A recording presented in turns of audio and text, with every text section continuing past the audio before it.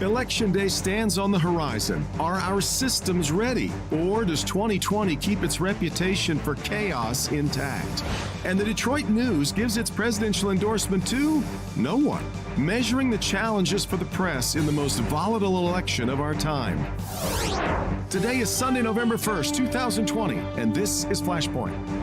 Hi there, welcome to Flashpoint. Welcome to November and what will no doubt be a history-making week in America. Yes, every presidential election makes history, but this one does feel catalytic in a different kind of way. The campaign season has had a rare intensity to it that I know a lot of voters actually won't miss when it subsides.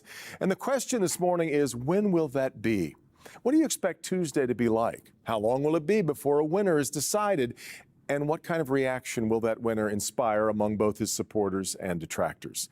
We are sailing into the unknown. So much of the vote has already been cast. Good luck with exit polling. And between voter suppression efforts, phony stories on social media, and those determined to challenge some voters at the polls, it is a real challenge to picture what Tuesday and Wednesday and maybe even Thursday will look like. This morning, we're going to get the latest from Secretary of State Jocelyn Benson on the readiness of our systems and the people charged with running them. We're also going to talk about the challenges ahead this week for the press. It's already been an extraordinary election to cover. The Detroit News decided to take a pass on both candidates when it came time to endorse. We'll talk about that and fair coverage of these days to come today on Flashpoint.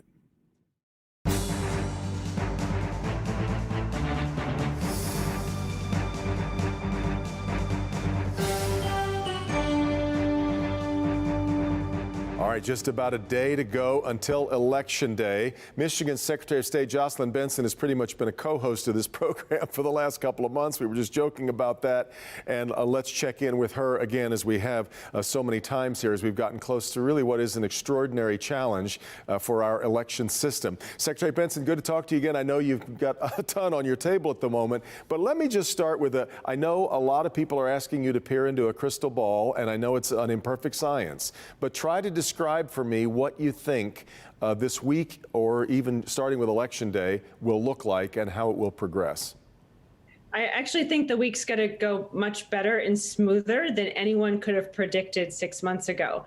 With record-breaking voter turnout, record numbers of people voting early, the coronavirus pandemic and everything else, we're ready. We're prepared. We have recruited poll workers. We've prepared our township and city clerks. Everyone stepped up with an eye towards making sure every vote counts this year.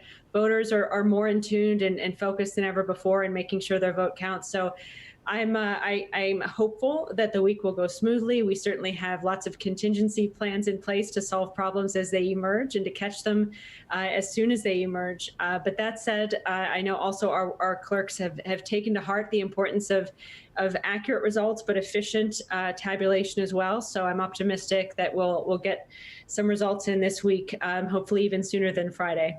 But the possibility is out there that it could be 3 to 4 days then, to your way of thinking, before we know who wins the state of Michigan in the presidential race?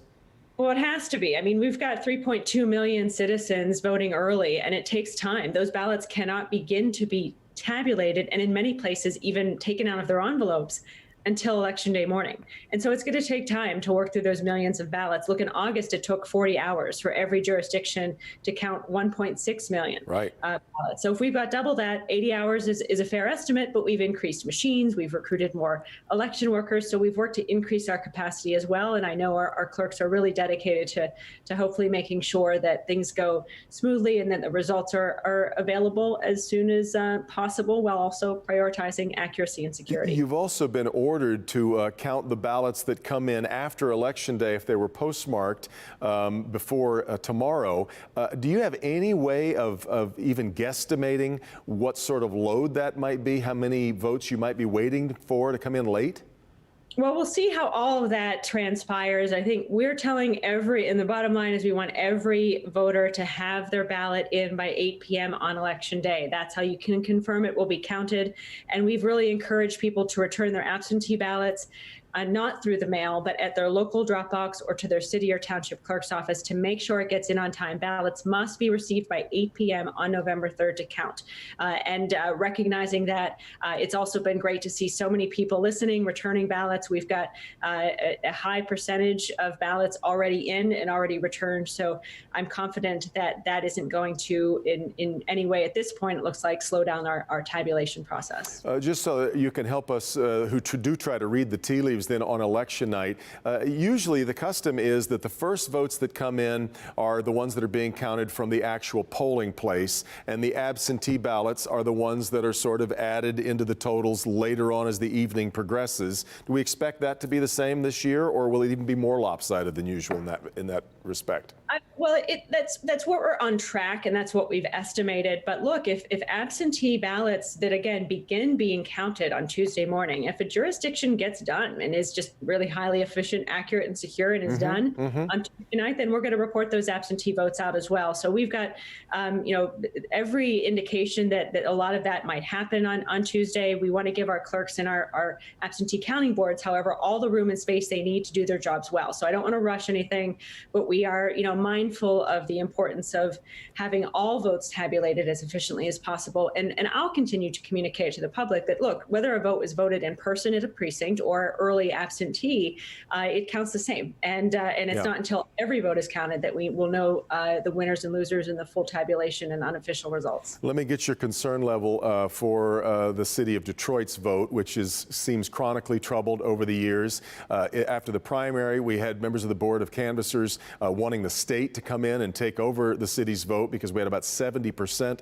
of the vote that really wasn't recountable. The measures that you've taken, the measures that you've overseen to try and have Detroit prepared, how do those look to you? By the way, I should mention we have tried time and time again to get Janice Winfrey, the city clerk, to come on Flashpoint. We've been unsuccessful in that venture so far. Where's your level of trust and confidence in Detroit right now? Well, she is hard at work making sure that we are ready in Detroit. And I'm grateful that Chris Thomas, our longtime state elections director, has been embedded in the city of Detroit for the past several months, working through issues, methodically working to identify every issue. We've had folks from the county support as well. So it's truly been a partnership on every level.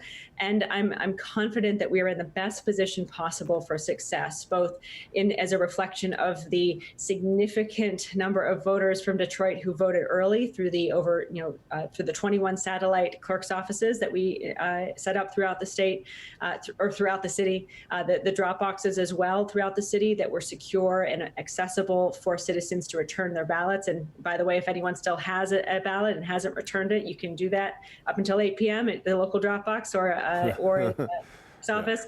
But that said, the absentee counting board is something a lot of people will have eyes on as well. Right. We know that. Right. So we have recruited new staff. We have created shifts for workers so they're not working 20 plus hours, getting very tired, which leads to the human error that can bring in the type of problems that occurred in the past. Sure. And we've increased security protocols as well. So again, we've done everything possible to be in the best position for success. And we'll have lots of eyes on Detroit on election day and in the days that follow to support and provide problem solving as we move along. Two other things I wanted to get to. I have to ask you about the open carry issue. You wanted to move to block CPL holders from being able to bring weapons to the polls. I think a lot of people thought you were kicking a dog that was sound asleep, that this really wasn't going to be an issue until you made it one.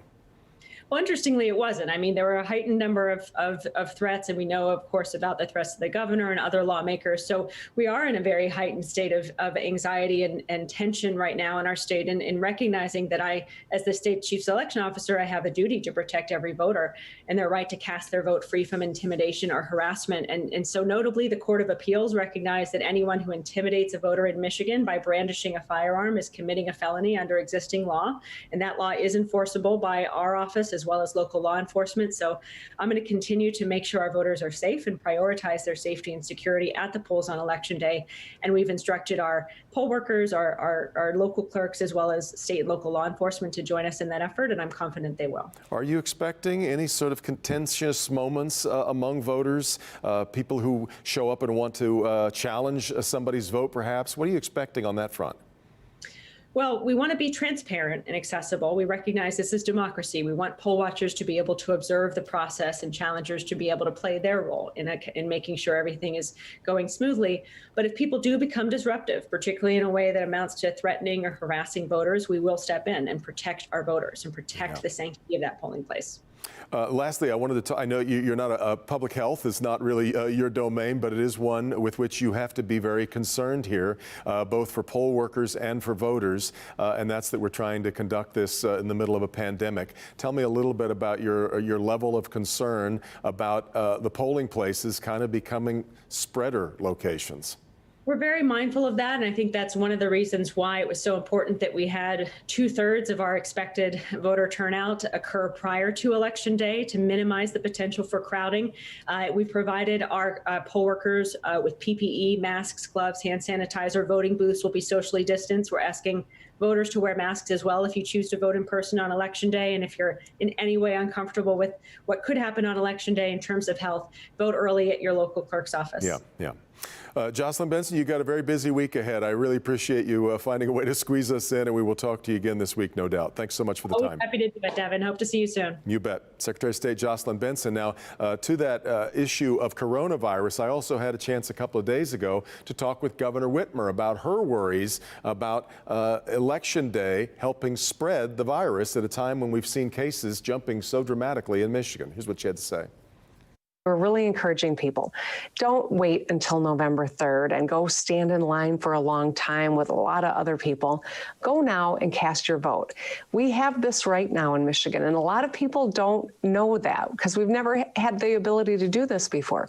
But you can go into your clerk's office now and cast your ballot safely, not in lines. And we have to remember we're still in the middle of a global pandemic. So put on your mask, take your ID, and get your vote in early. I'm echoing what we just heard from the Secretary of State. When we come back, we'll talk about the week ahead for the American press. It was kind of jaw-dropping to many to see that the Detroit News decided not to endorse anyone. Maybe that's how you feel. We'll continue. This is Flashpoint on Local 4.